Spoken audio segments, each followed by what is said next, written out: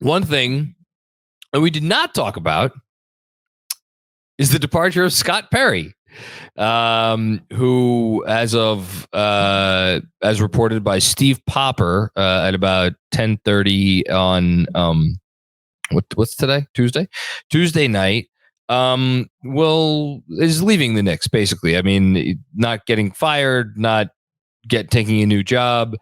He is. I'll use Steve's words. The Knicks and general manager Scott Perry will part ways.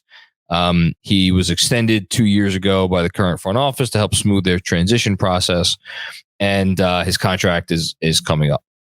So figured we'd spend a few minutes talking about this. I got GMAC here. Our GM, GMAC. Maybe, are you a candidate for the Knicks GM job?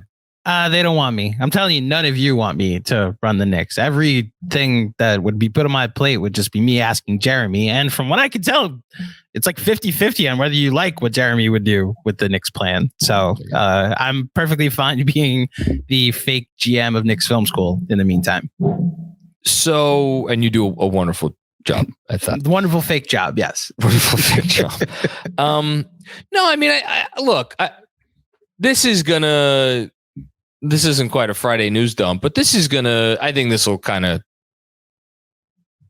pass rather quickly. I don't think there's going to be soliloquies, uttered about Scott Perry, who will, I don't want to say get kind of lost in the sauce of Knicks history.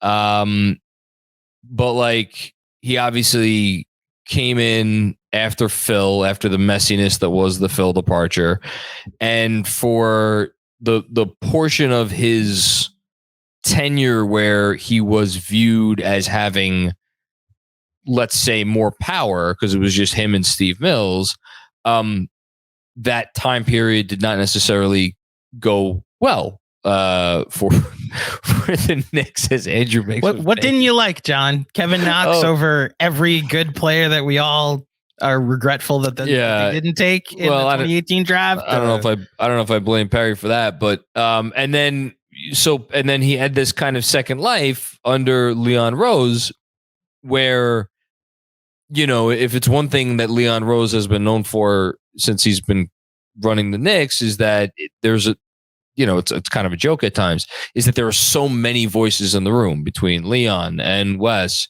and, Brock Aller and Tom Thibodeau, who has some decision-making power. And now, Gerson Rosas was brought in at some point last season and allegedly played a prominent role in the negotiations with Utah last summer. And then somewhere in this larger, Walt Perrin with the draft stuff. And then somewhere in this larger picture is Scott Perry. So, like, even as things have turned around, there's kind of been this, question of like, okay, well, how, Scott Perry's the GM, but how much power does he really have? How much credit should he really get? I just want to take a second and reflect on, we don't have to go through some of the executives that have been prominent decision makers for this organization over the last 20 years, because it's late at night and I've had a long day and I don't feel like crying into my wine. But do you want to see me cry into my wine? I'll pass. I also, I would probably echo those same sentiments and tears in reflecting on what the front offices have looked like over the years. Yeah. And like, there's a reason that when, I'll never forget the day that Scott Perry was hired, like the word that kept getting uttered in reference to him was, he's a professional. For an organization that has been looked at as something of a clown show, for much of the last, at the time, 17, 18 years, whatever it was, since he arrived, he came in and it was like, okay, there's an adult in the room now, at the very least. The Knicks seem to be pretty well set up, although the Tim Hardaway Jr.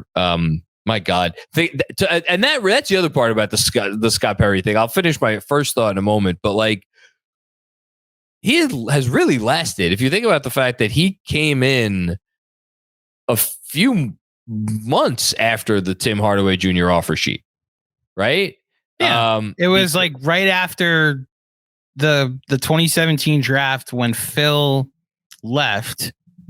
Like parted ways, and then like one of the first things that Perry did was like the Melo trade. I'm gonna get to save. I want to get to the Melo trade in a second, but like if you think about how long ago the Timmy offer sheet was, like that's essentially how long Scott Perry's been here, because we've heard the rumors that David Griffin was on the plane or something to come and interview for the job when he heard about the offer sheet, and to turn the plane around. And it was, you could read into the situation. They're like, oh, maybe Mills didn't want anyone really challenging his power. Whether that's true or not, no one's going to really know. The fact is, Perry was entering a situation that was, dicey. And he managed to work with Steve Mills.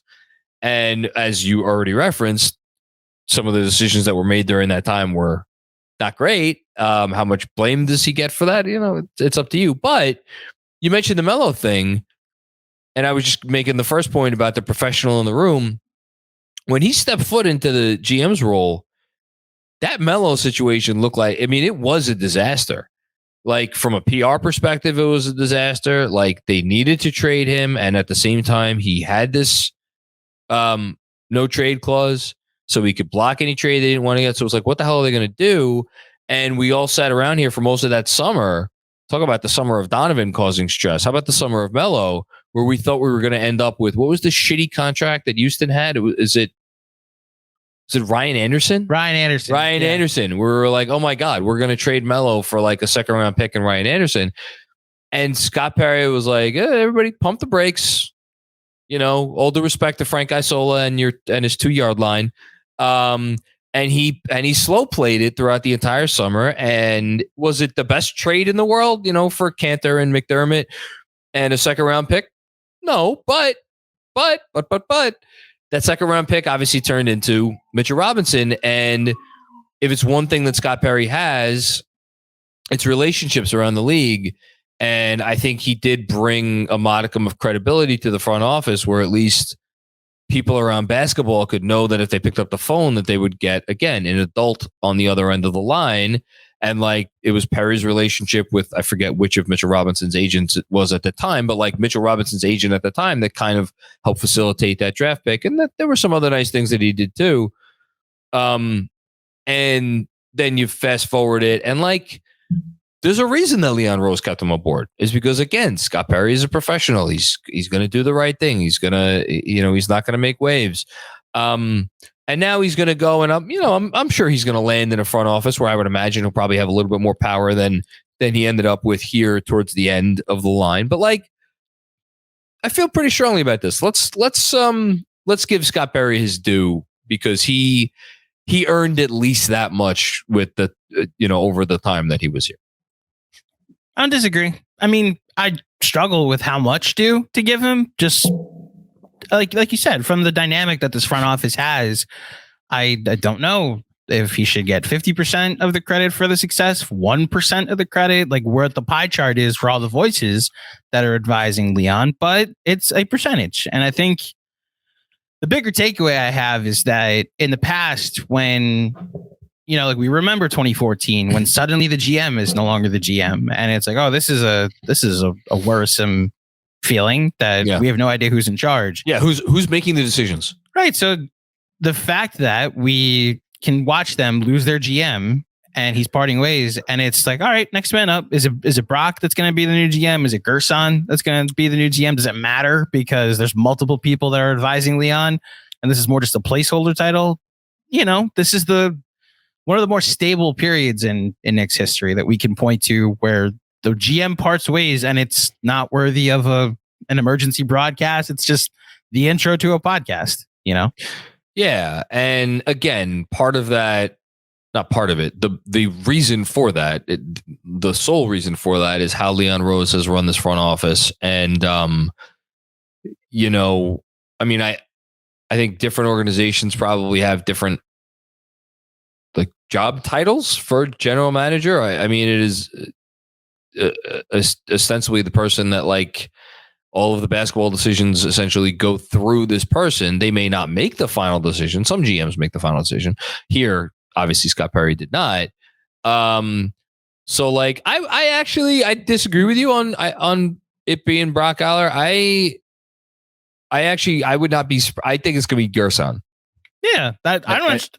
Did I say it's going to be Brock? I just said I think you thought it would be Brock, but if you say I think it's whomever it is, it's just next man up. Is my point. That if it's Brock, if it's Gerson, if it's Worldwide West and named the GM of the Knicks, I'm actually kind of confident who they decide the next GM is. And the convenient part for them, and if this seems like I'm throwing some shade, it's because I am.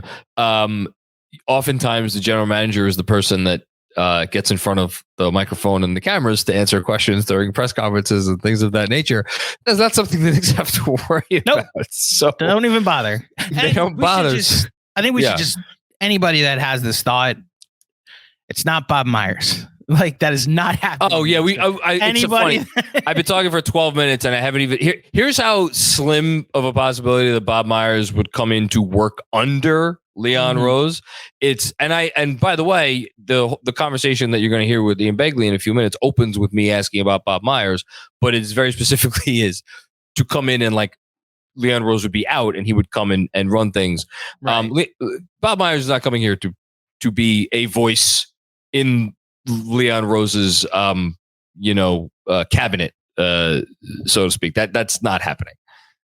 Correct. I agree.